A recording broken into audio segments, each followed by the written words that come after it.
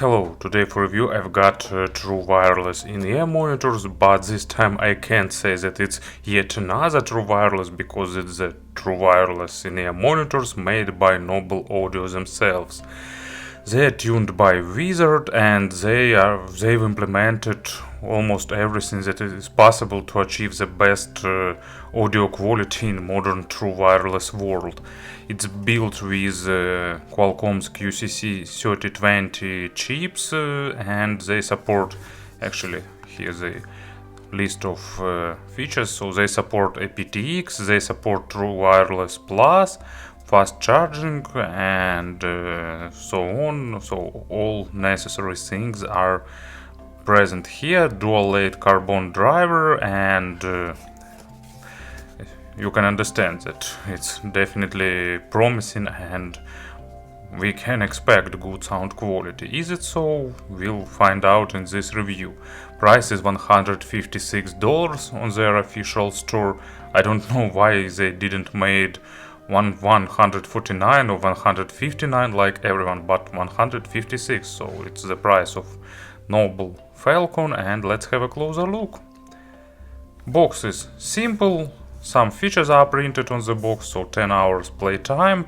It's actually true if you listen them at about 70% of volume. At max you will have at 70% of volume, you will have like 8-9 hours. At 100% you will have a bit above 5 hours. So DLC driver, ePro ear tips and IPX7 waterproof rating, so nice thing to have. Inside of this box we'll have case for charging. Here was earpieces, but no more. Now I store them in case. Box with accessory set and pretty detailed manual with different information, of course in 2 languages. So pairing, controls, status LED and so on and so forth.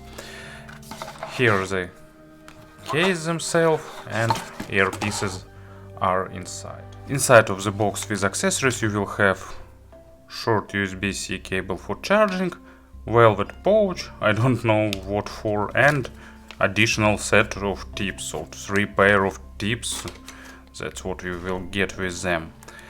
Case itself is pretty traditional, you can see it's made of plastic, but build quality is pretty nice. So here is USB-C for charging, 4 LED indicators showing the remaining charge inside of this box. Unusual combination of black and blue colors with Noble logo on the upper lid. When you open them and put earpieces out, everything goes pretty traditional. They will boot up, connect one to each other, and they will be in the pairing mode. Here the contacts for charging, magnets of course is present here, so lid is also using magnets, so everything clips onto the place.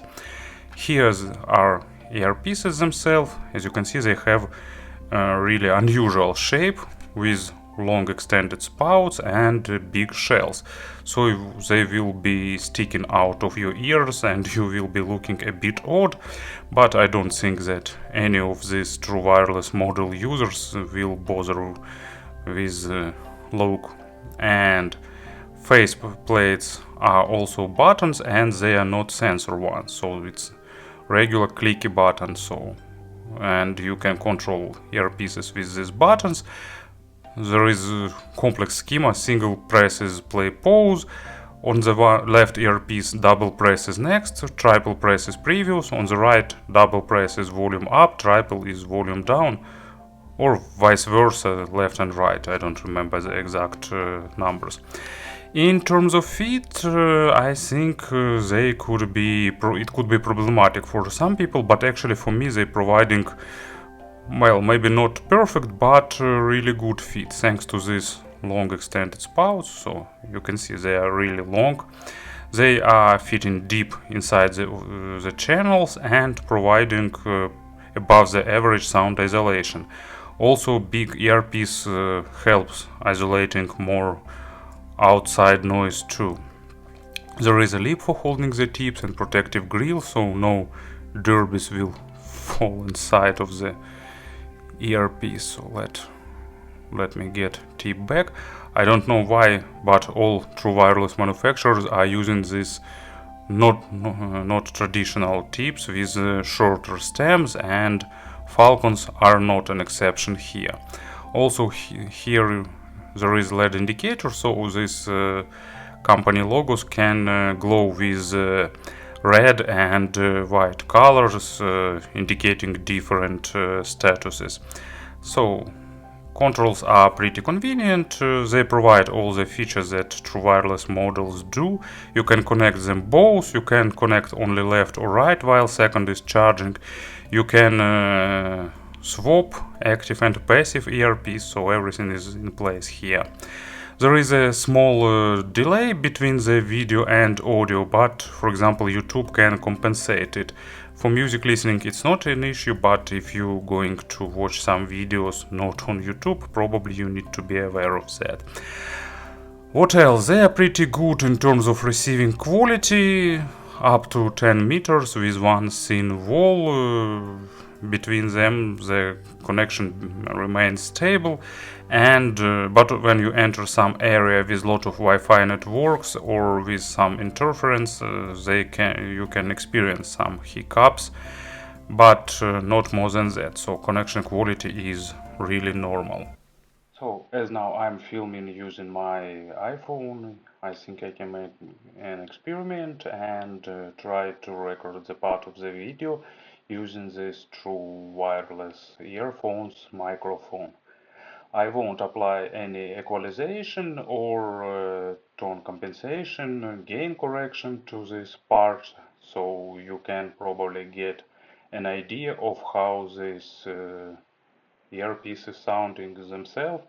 Of course, YouTube compression will spoil sound, but at least it can give you some idea comparing with my regular Rode microphone.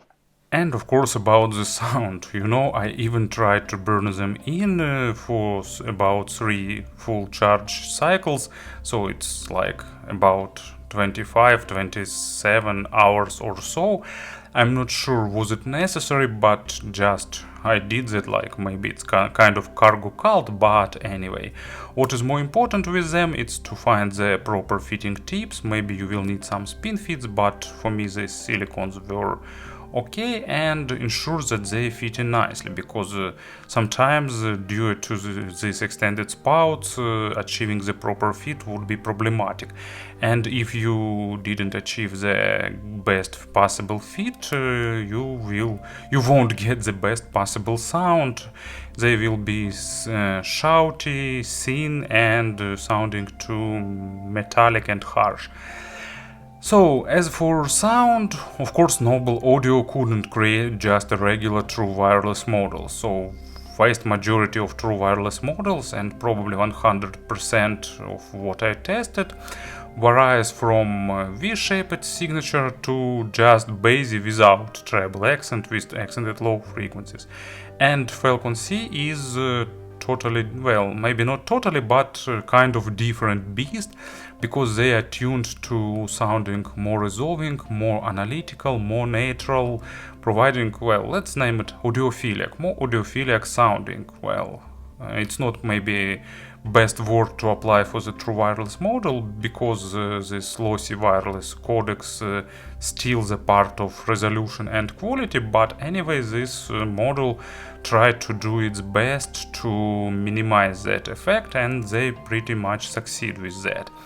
So we'll use M11 Pro to provide examples, and let's speak about the sound.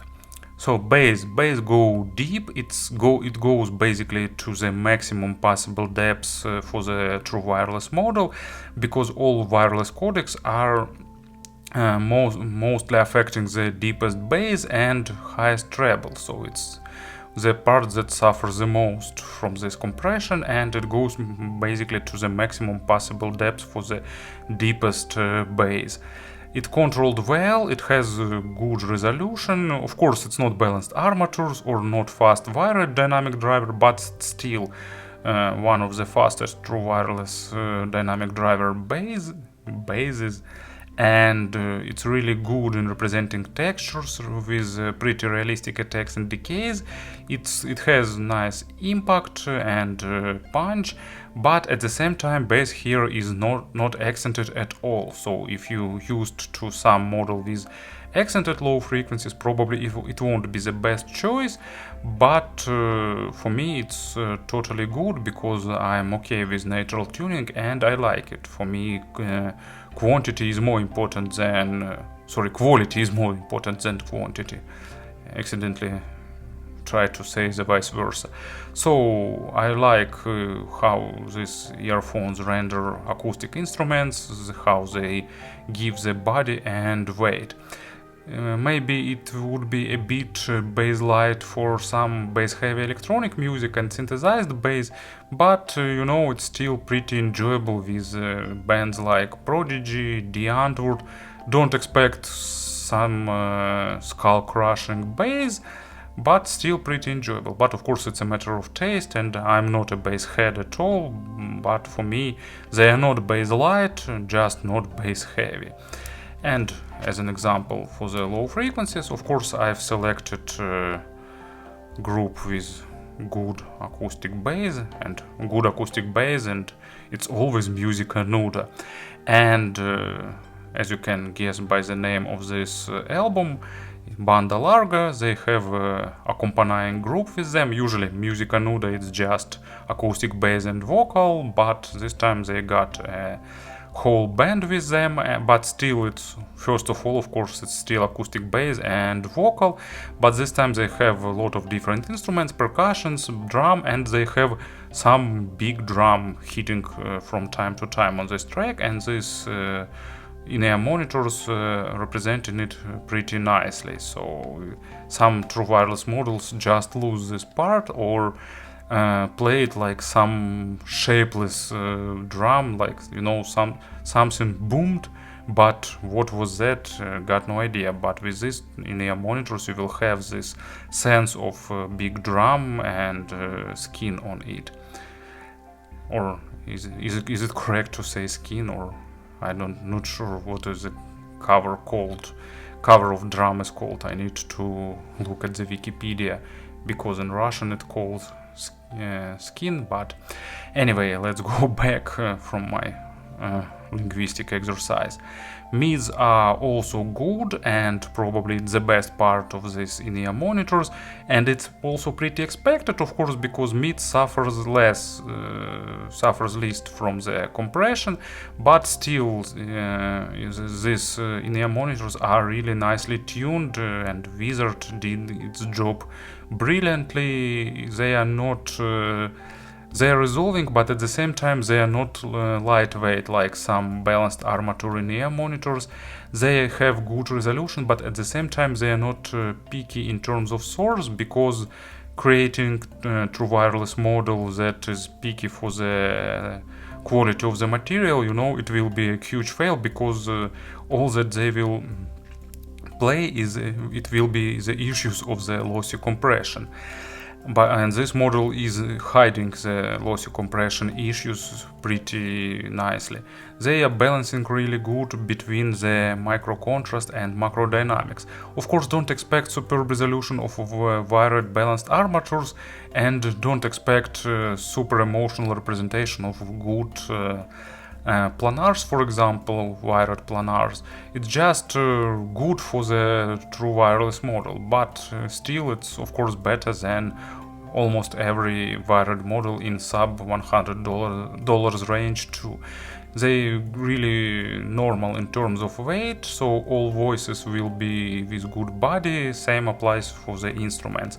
Imaginary stage is a bit above average in terms of width and about average in depth, but for the true wireless model I think it's really decent achievement.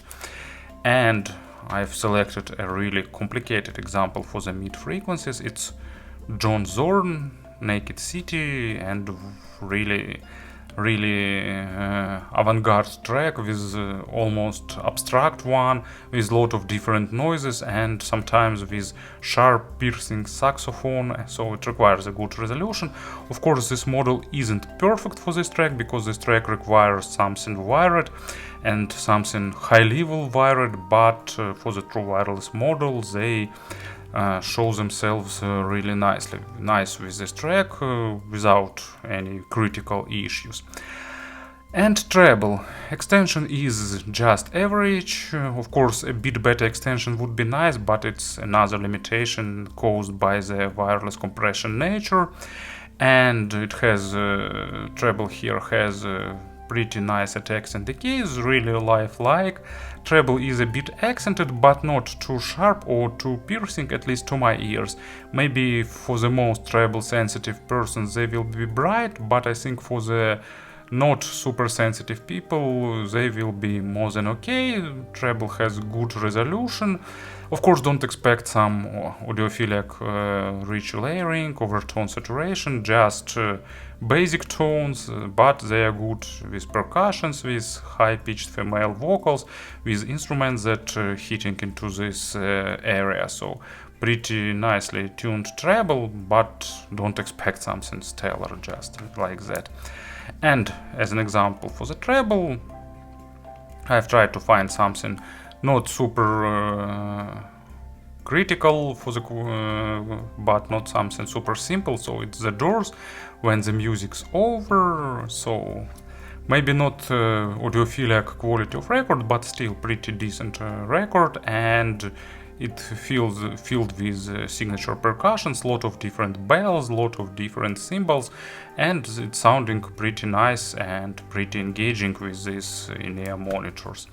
So to summarize everything, neutral resolving model, resolving of course for true wireless, without accented low frequencies and slightly accented treble, spacious and pretty audiophilic. Sounding great, well, great for the true wireless model once again, sounding really good with orchestral music, with acoustic instruments, with vocal, actually pretty good with rock and metal, at least to my ears. More or less normal with electronic music and pop music, but of course in these genres sometimes you will be missing a bit more added low frequencies, but it's more a matter of taste, of course. Speaking about the comparisons, actually there is only one model that can be compared with this one, and if you've seen my previous reviews you can probably recall the BGVP Q2. And it's the case where creators just spoil the potential of their creation, because in terms of tuning and in terms of drivers used, BGVP has a great potential. They have two balanced armatures and custom built DSP to provide a good resolving sound, but unfortunately it doesn't support other codecs besides SBC. If when or if BGVP release aptX supporting version, of course it would be a killer in this price range, but currently Falcon overperforms it, sounding more realistic, more natural, bit more resolving because of the superior codec used here, and also it's a typical difference between the dynamic driver and balanced armatures. This one has more weight on the mids, a bit more polite treble, while BGVP has a bit more low frequencies but thinner on mids and a bit more harsh on treble. So it was Noble Falcon. Sorry, just to mention, all other models that I've tested don't come close here in terms of tuning. If you need some bass heavy model, of course you can consider them, but if you need something natural, it's the best true wireless model that I've tested now. Probably I need to get more true wireless models for tests. I suppose I will do that in some foreseeable future, but meanwhile it's the best model that I've heard. So thank you for listening. It was Noble Audio Falcon, and have a nice day.